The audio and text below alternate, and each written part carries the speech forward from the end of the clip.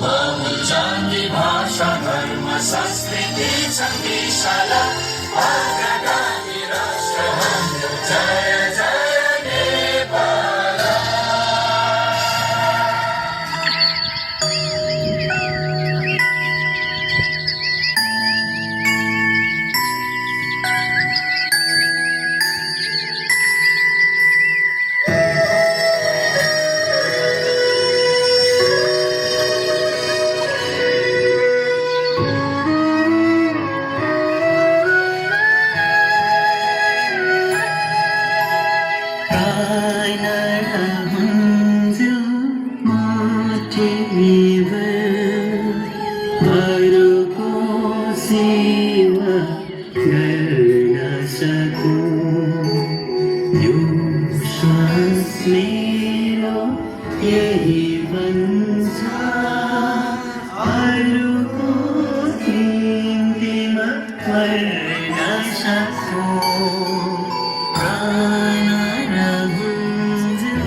शान्तिको मार्ग खुल्नेछ सबैले आफ्नो ठाने मने पूर्ण गरे जुन खानपानमा ध्यान दिनुपर्ने जुन परामर्श दिनसम्मको उपचारमा यो हजुरहरूले ख्याल गरेर आफूभित्रको परिवर्तन गर्नुहुनेछ भन्ने पूर्ण आशा भव्य स्वागत गर्दछौँ।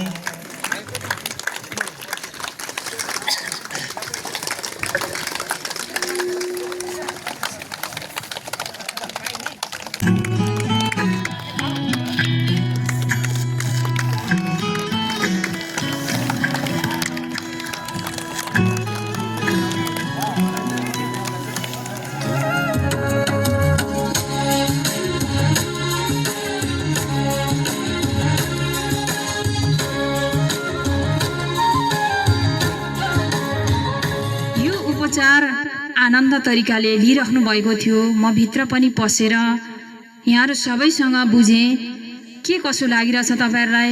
कति दिन भयो तपाईँहरू आज यो उपचार लिनुभएको भन्दा कसैले भन्नुभयो आज मात्रै आएँ, कसैले भन्नुभयो सुरुदेखि आएँ। कस्तो लागिरहेछ तपाईँहरूलाई भन्दाखेरि ठिकै हुँदैछ, अब 7 दिनसम्म हामीले पक्कै पनि हाम्रो उपचारले पूर्णता पाउँछु होला जस्तो लागिरहेछ भनेर पनि भनिराख्नु भएको थियो आमा बुवा। सबैजनाले दर्शौँलाई जोडेर बिन्ती गर्छौँ यहाँहरूको परिवारप्रति आउँदा दिनहरूमा पनि यस्तो शिविर ल्याइदिनुहोस् भनेर म एउटा वडाको जनप्रतिनिधिको नाताले, मेरो व्यक्तिगतको नाताले र यहाँहरू सम्पूर्णको तर्फबाट पनि मैले दर्शौँलाई जोडी बिन्ती गरेँ यहाँहरूलाई फेरि पनि यस्तो कार्यक्रम ल्याइदिनुहोस् र ल्याइदिनु हुनेछ भन्ने कुरामा पनि हामी पूर्ण विश्वस्त बन्नेछौँ।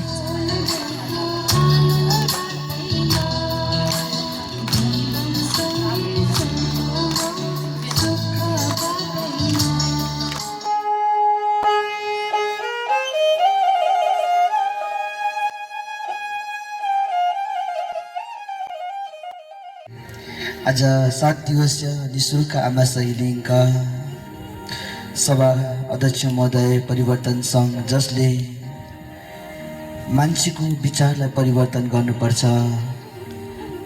भन्ने उद्देश्यका साथमा अघि बढेका हाम्रा परिवर्तन सङ्घका सर, जनताको आवाज बनेर सरकारसम्म आफ्नो जनताको आवाज पुर्याउने दिनरात जनताको सेवामा समर्पित आजका प्रमुख अतिथि हाम्रो म्याम लगायत सम्पूर्ण अतिथिजन लगायत मैले आदर र सम्मान गर्नुपर्ने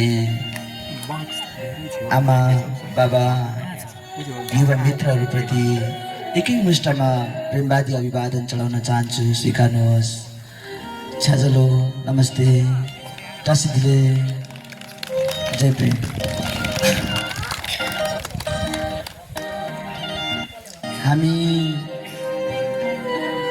मैले सुनेको यहाँ प्राय हामी सबैजना हामी बुद्धिस्ट छौँ रे होइन? हामी सबैजना हामी कतिजना बुद्धिस्टहरू छौँ यहाँनिर? मैले थोरै बुझ्न चाहेँ। हामी प्राय यहाँ बुद्धिस्ट छौँ नि त होइन? हामी को भगवान बुद्धलाई पछ्याइरहेका छौँ मैले थोरै बुझ्न चाहेँ। हजुरले मलाई हात उठाएर सहयोग गरिदिनु होला। हामी बुद्धिस्टहरू भन्ने त्यति हजुर हामी धेरै छौँ। हामी हिन्दूहरू कति छौँ? हामी हिन्दू थोरै छौँ, हामी किराँतहरू कतिजना छौँ? हामी किराँतहरू हामी सबै छौँ। हुन्छ हवस्, म थोरै मैले किन बुझ्नु चाहेको भने यो कुरा हजुरहरूलाई मैले सन्देश बस गरिरहँदाखेरि हजुर समक्ष मैले भनेको कुराहरू हजुर समक्ष पुग्न सकोस् त्यो कुरा भनेर र विशेष गरेर म यहाँ उभिएर बोलिरहँदाखेरि म आफैलाई गुरु होइन, तर म हजुरहरूको छोरा, हजुरको नाति, हजुरको भाइ, हजुरको दाइ भएर हजुरले मलाई हेरेको म हेर्न चाहन्छु।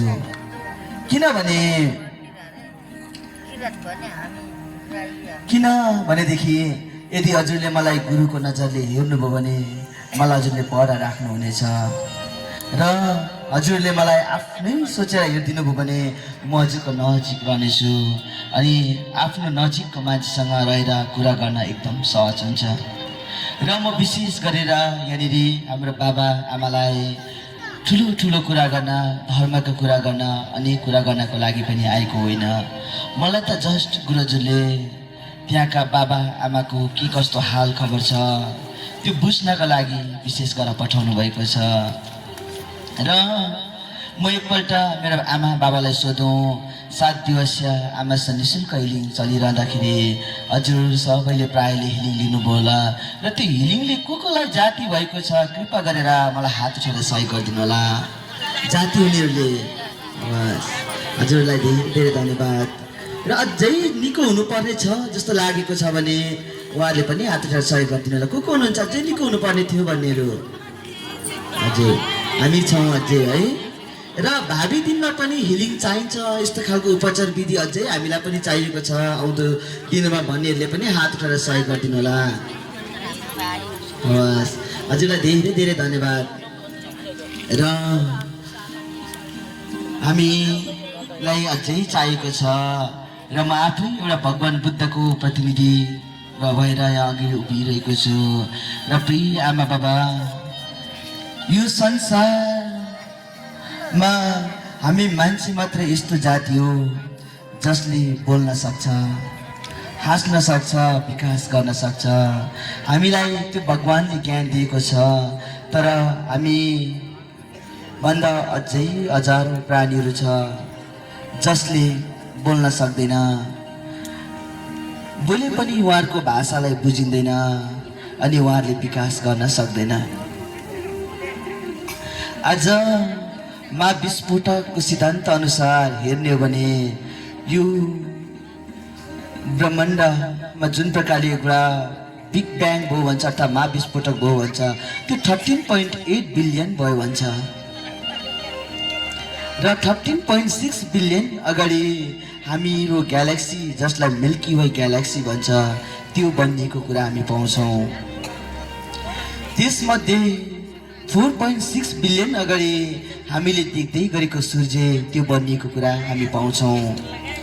4.5 बिलियन अगाडि हामीले जुन धरतीमा बसेका छौँ, जुन धरतीलाई हामीले एक आपसमा बाँडेर बसेका छौँ, तेरो र मेरो भावनामा हामी जुन धरतीमा बसेका छौँ, जुन जमिनमा बसेका छौँ, त्यो धरती बनेको 4.5 बिलियन मात्र भयो भनेर हामीलाई इतिहासले ज्ञान दिन्छ।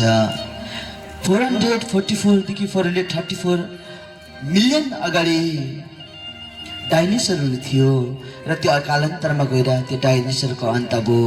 त्यहाँदेखि उपरान्त मान्छेको विकास भएको लगभग हेर्ने भने एन्थ्रोपोलोजिक्स मान्छेको इतिहासलाई हेर्ने भने 1 लाख वर्ष वरिपरि मात्र भयो हामी मान्छेहरू विकास भएको यो धरतीमा। 1 लाख वर्ष वरिपरिमा पनि 50,000 वर्ष अगाडिसम्म मान्छेले बोल्न जान्दैन थियो।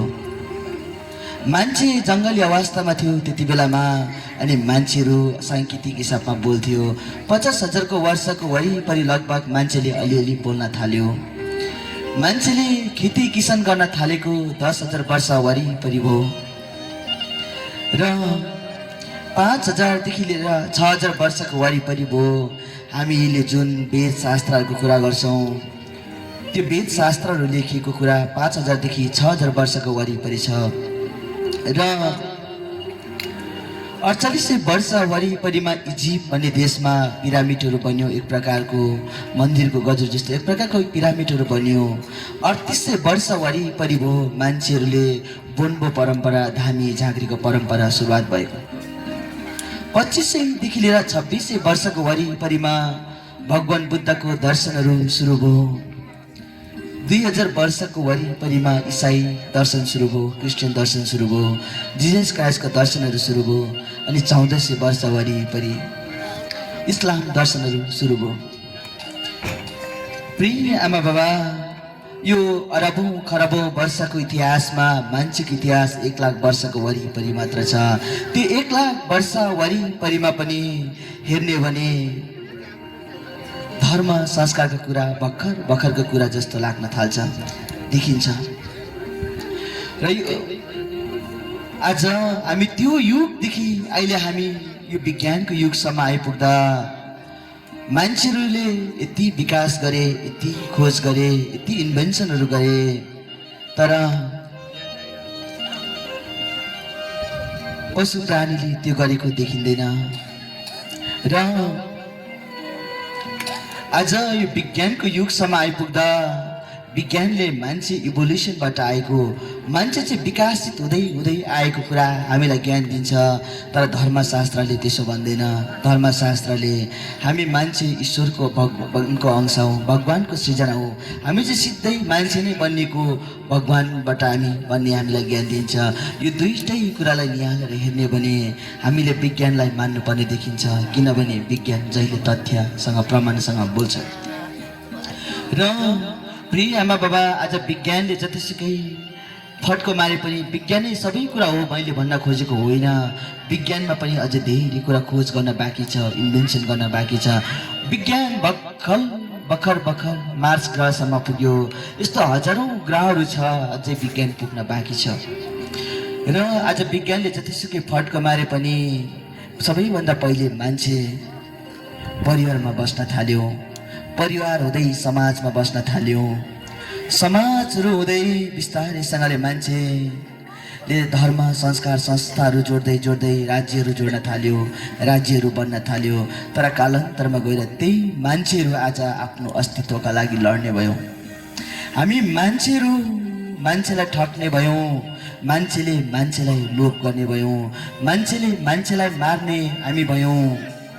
आज अघि हाम्रो प्रमुख अतिथिज्यूले भन्नुहुँदै थियो, आज हेर्ने भने बिहान हामी उठ्ने बित्तिकै सोसल मिडिया हेऱ्यौँ भने मान्छेले मान्छे मारेको हामी पाउँछौँ।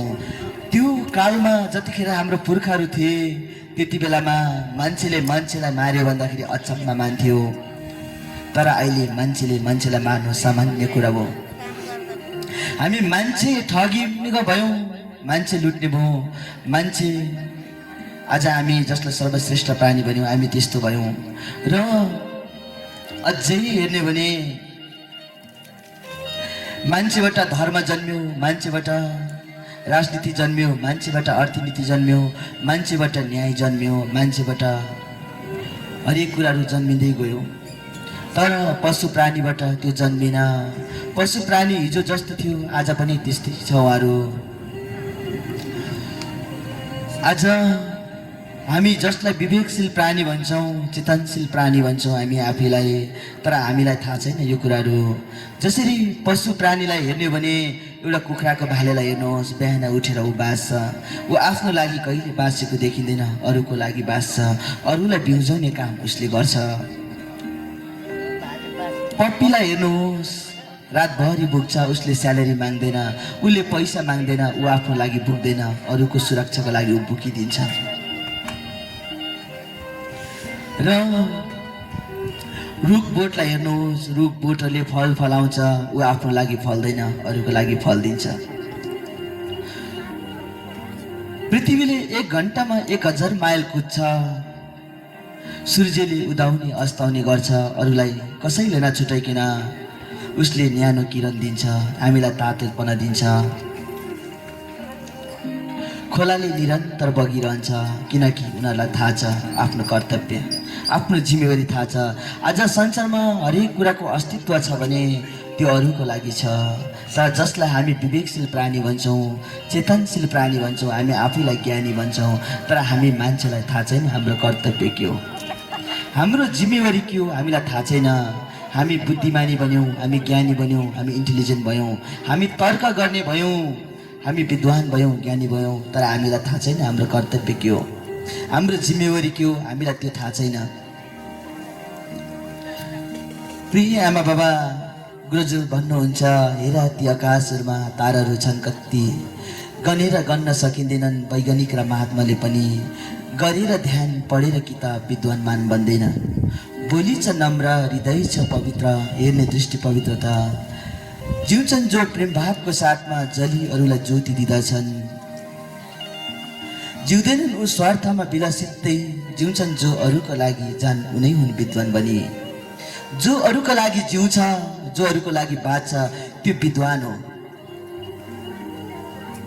र हामी आफैलाई विद्वान भन्छौँ, हामी आफैलाई ज्ञानी भन्छौँ, तर हामीलाई थाहा छैन आकाशमा कति तारा छ। हामीलाई यो पनि थाहा छैन हाम्रो आफ्नै टाउकोमा भएको कपाल कति छ, हामी जान्दैनौँ त्यो, अनि हामी तर्क गर्छौँ, हामी विद्वान भन्छौँ। हामीलाई केही थाहा छैन। त्यसर्थ प्रिय आमा बाबा,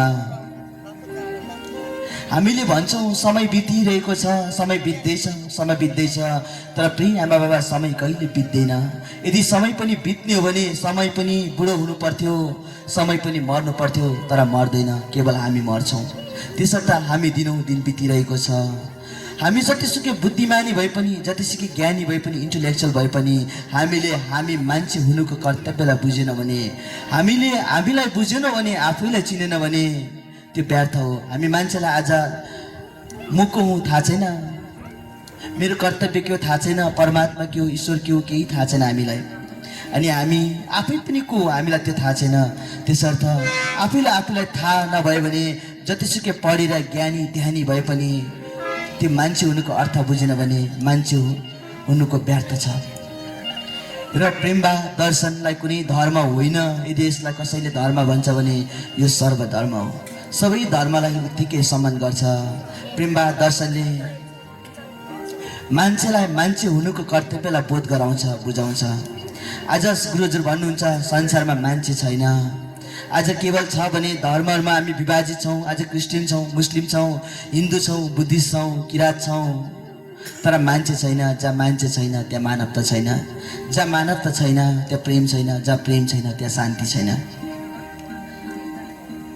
त्यसर्थ आज त्यही मानवतालाई फेरि पनि जागृत गर्नुपर्छ। हरेकको हृदयमा प्रेमको भाव, प्रेमको बीजलाई रोप्नुपर्छ भनेर अघि बढेको। प्रेमलाई जागृत गराउनुपर्छ। जसरी सुक्दै गरेको खडेरी लागेको खेतीमा पानीको सिँचाइ चाहिन्छ प्रिय आमा बाबा, त्यस्तै यो संसारलाई पनि आज दिनौँ दिन एउटा शमशान बनिरहेको संसारलाई फेरि जागृत गराउनलाई प्रेम चाहिन्छ भनेर प्रेमको भावसँग अघि बढेको दर्शन हो प्रेमवाद, जसले मानव कर्तव्यलाई बोध गराउँछ, मानव कर्तव्यको जिम्मेवारीलाई बोध गराउँछ।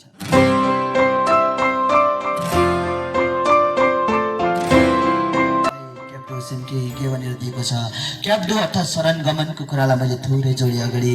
हामी शरण गमन प्राय गर्छौँ बुद्धिस्टहरूले, होइन? हामीलाई थाहा छ नि, मैले जसरी अघि पढेँ, बुद्धम शरणम गच्छामि, धम्मम शरणम गच्छामि, सङ्गम शरणम गच्छामि। यता छोईको भाषामा भन्यो भने लामालाई क्या सुन्छे, साङ्गेलाई क्या सुन्छे, छोईलाई क्या सुन्छे, गेदुनलाई क्या सुन्छे भन्यौँ। हामी किन गुरुको शरणमा जाने, किन गुरुको शरणमा जाने भन्दा गुरु कस्तो हुनुपर्छ पहिला बुझ्नुपर्छ। राइट टिचर, जसरी स्कुल पढाउँदाखेरि राम्रो टिचरकोमा पठायो भने उसले राम्रो ज्ञान पाउँछ। त्यही कारणले गर्दा शरण गमन त्यही हो एक्ज्याक्टली, राइट टिचर हुनुपर्छ। राइट टिचरकोमा गयो भने राइट इन्फर्मेसन पाउँछ, सही कुराहरू पाउँछ। अनि राइट प्लेस भनेको गेदुन भनेको एउटा सङ्घ हो, राइट प्लेस, त्यो तिनवटा कुरा हुनुपर्छ। त्यही लागि शरण गमनमा जाने हो। र म थोरै भगवान बुद्धको कथासँग जोडेँ। भगवान बुद्धले जब धर्म देशना दिँदै हिँड्ने क्रममा हामीले प्राय सुनेको होला अङ्गुलीमाल डाकु। अङ्गुलीमाल डाकु थियो जसले मान्छेलाई मारेर माला लाउने गर्थ्यो, मान्छेको अम्लाको माला लाउने उहाँले सङ्कल्प गरेको थियो। उहाँले 1000 जना मान्छेलाई मार्ने सङ्कल्प गरेर उहाँ अघि बढेको थियो र उहाँले 979 जना मारिसकेको थियो। र एक दिनको कुरा, त्यो गाउँमा यति साह्रो त्रासित भएको थियो। जुन जङ्गलमा अङ्गुलीमाल डाकु बस्थ्यो, त्यो अङ्गुलीमाल डाकुसँग सबैजना त्रासित भएर त्यो ठाउँमा जाँदैन थियो। अनि एउटा यस्तो दिन आयो, त्यो जुन अङ्गुलीमाल डाकु बसेको जङ्गलको नजिकमा एउटा गाउँ थियो। त्यो गाउँमा भगवान बुद्धलाई खानाको लागि निमन्त्रणा गरेको थियो, बोलाएको थियो। अनि भगवान बुद्ध त्यहाँ जानुहुन्छ, उहाँ जानुको पनि एउटा छुट्टै रहस्य थियो। अनि त्यहाँ जानुभयो, अनि गए पश्चात उहाँलाई भोजनहरू ग्रहण गरायो, खानुभयो। अनि भगवान बुद्धलाई यो याद थियो, त्यो जङ्गलमा अङ्गुलीमाल डाकु छ। त्यो अङ्गुलीमाल डाकु त्यसले गर्दा यो गाउँको बासी सबैजना त्रासित छ भन्ने कुरा उहाँलाई ज्ञात थियो। त्यही कारणले गर्दा खाना खाएसँगै भगवान बुद्ध जङ्गलमा अङ्गुलीमाल डाकु बस्थ्यो। त्यो डाकु भएको जङ्गलतिर निक्लिन के लागेको थियो। त्यहाँको सबै गाउँका मान्छेहरू रुन थाले दुरुदुरु, तथागत हजुर त्यो बाटो नगइदिनु होला, त्यहाँ हजुरलाई पनि मार्छ अङ्गुलीमाल डाकुले, त्यसो त हजुर त्यो बाटो नजानुहोस् भनेर बारम्बार भन्नुभयो। उहाँहरू रुन थाल्नुभयो, तर भगवान बुद्धले कसैको पनि सुन्नु भएन। उहाँ त्यो जङ्गलको बाटो निरन्तर अघि बढिरहनु भयो। अघि बढ्दै जाँदाखेरि अङ्गुलीमाल डाकु त्यो जङ्गलको गुफामा बस्थ्यो। त्यो कटेर भगवान बुद्ध अगाडि बढ्दै थियो। अङ्गुलीमाल डाकुले पछिबाट पक पक भन्दै कराउन थाल्यो, तँलाई थाहा छैन यो जङ्गलमा म बस्छु भनेर, तँलाई डर लाग्दैन आफूसँग भनेर कराउन थाल्यो। अनि पछिबाट तलवार बोकेर कुदाउँदै थियो। भगवान बुद्धले त्यो कुरालाई पनि नसुनी अघि बढिरह्यो। अनि अगाडिबाट आएर बाटो छेक्छ, अनि छेकेर तलवार उचाउँदै थियो। त्यति बेलामा अङ्गुलीमाल डाकुलाई भगवान बुद्धले, पक्नुहोस्, हजुरले मलाई मार्नुहुन्छ भने मलाई मार्नुहोस्, मलाई मृत्युसँग डर छैन भन्छ। किन तिमीलाई मृत्युसँग डर छैन भनेर सोध्छ। मलाई छैन। कस्तो मूर्ख तिमी भनेर सोध्छ। अनि अङ्गुलीमाल डाकुलाई त्यति बेलामा, तिमीले मलाई मार्छौ भने ठिक छ, मलाई मार, तर पहिला मेरो एउटा काम गरिदेऊ अनि मलाई मार भन्छ। अनि अङ्गुलीमाल डाकुलाई त्यति भगवान बुद्धले भनेपछि भगवान बुद्धलाई ठिक छ के हो भन भन्छ। अनि यो त्यो रुख देख्दैछौ नि, त्यो रुखको पत्तालाई चुडेर ल्याऊ भनेर भन्नुहुन्छ। अनि पत्तालाई चुडाएर अङ्गुलीमाल तिमीले भाग्नुको लागि जुक्ति लाउँदैछ भनेर भन्छ। म भाग्दिनँ, म यहीँ रहन्छु, जस गएर लिएर आउनुहोस् भन्नुहुन्छ। अनि अङ्गुलीमाल डाकु कुद्दै कुद्दै त्यो रुख त्यहाँ पुगेर पत्ता चुडाएर ल्याउँछ। अनि पत्ता चुडाएर भगवान बुद्धलाई दिन्छन्। अनि दिएपछि भगवान बुद्धले भन्छ, अब फेरि यो रुखको पत्ता त्यहीँ लगेर जोडा भनेर भन्नुहुन्छ। त्यति बेलामा यो कसरी जोडिन्छ र, मूर्ख कुरा नगर भनेर रिसाउँछ अङ्गुलीमाल डाकु। त्यति बेला भगवान बुद्धले भन्छ, तिमी त्यसो भए भत्काउनु मात्रै जान्दो रहेछ, तिमीले जोड्नु जान्दैन रहेछौ भनेर भन्नुहुन्छ। अनि अङ्गुलीमाल अझै रिसरी भन्छ, यो चुडाउनु तिमीले लगाएको, तिमीले मलाई भत्काउने भनेर भन्छौ अहिले भनेर अझै रिसिन्छ। त्यति बेला, हो यो पत्ता मैले चुडाउन लगाएको हजुरलाई, तर मान्छे मार्न मैले तिमीलाई लगाएको हो, तिमीलाई मान्छे मार्ने अधिकार कसले दियो भनेर त्यतिखेर भगवान बुद्धले एउटा नम्र स्वरमा कराउँछ। त्यति बेला उहाँलाई सम्झाउँछ, जस्तो एडभाइस गर्छ। अनि त्यति बेलामा साँच्चै नै अङ्गुलीमाल डाकुलाई त्यतिखेर आफैमा एउटा ज्ञात हुन्छ, साँच्चै नै उहाँलाई मान्छे मार्ने कसैले अधिकार दिएको थिएन। यदि तिमीले जोड्न जान्दैनौ भने तिमीले भत्काउनु पनि हुँदैन भन्ने जुन प्रकारले भगवान बुद्धले बुझाउनुहुन्छ। त्यति बेला अङ्गुलीमाल डाकुको हातबाट तलवार खस्छ। अनि भगवान बुद्धको शरणमा उहाँ पर्नुहुन्छ। अनि जब भगवान बुद्धले उठाउँथ्यो उहाँलाई, जति उठाउँदै थियो माथि, त्यति उहाँ इन्लाइटेन हुँदै थियो, त्यति नै उहाँलाई बोध हुँदै थियो। त्यसर्थ प्रिय आमा बाबा, मैले कथाबाट हजुरलाई बुझाउन चाहेको त्यही हो। एक्ज्याक्टली हो, हामीले मान्छे मारेका थिएनौँ होला, तर हामीले पनि यदि बनाउन जान्दैन भने, हामीले निर्माण गर्न जान्दैन भने हामीले भत्काउनु हुँदैन। आज हामी भगवान बुद्धको सिकाउनु भएको शील, समाधि र प्रज्ञाको कुरा गर्ने भने पहिलो शील, 5वटा नियममध्ये सबैभन्दा पहिलो नियम देने सिज मिज सिंह भन्छ। भनेको प्राणीको हत्या गर्नु हुँदैन, हिंसा गर्नु हुँदैन। हिंसा गर्नु ठुलो पाप, अहिंसा परम धर्म भगवान् बुद्धले दिनुभएको ज्ञान। त्यसर्थ हामीले हिंसा गर्नु हुँदैन, वध गर्नु हुँदैन। यदि हिंसा गर्छ भने पाप हो त्यो। जसरी बचाउनु धर्म हो भने मार्नु पाप हो। प्रिय आमा बाबा, मेरो पहिलो सन्देशमा म यही राख्न चाहन्छु हजुरलाई कि हामीले कहिले पनि कसैको हत्या गर्नु हुँदैन है, किनभने हत्या पाप हो। र यही कुराको साथ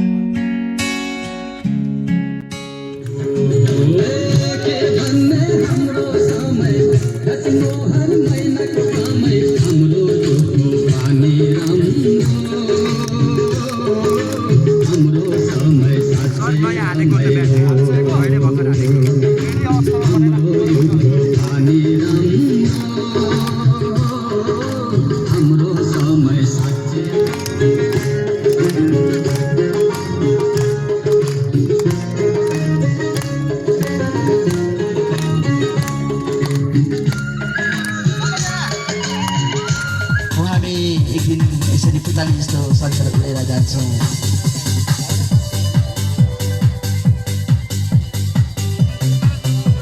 र मैले भोलिन्टियरहरूलाई आग्रह गरेँ, अब हामी तैनात रहन्छौँ।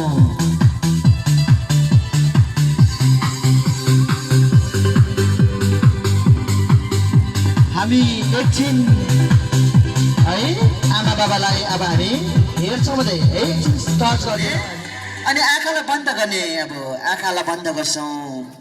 अब हामी आँखा पुरै बन्द, हामी आँखा खोल्दैनौँ। अब मैले जबसम्म खोल्नु भन्दिनँ तबसम्म आँखा नखोल्ने मैले हजुरलाई आग्रह गरेँ। र अब आँखा बन्द हजुर सबैको। अब बिस्तारै म ध्यानमा डोर्याउँदैछु हजुरलाई।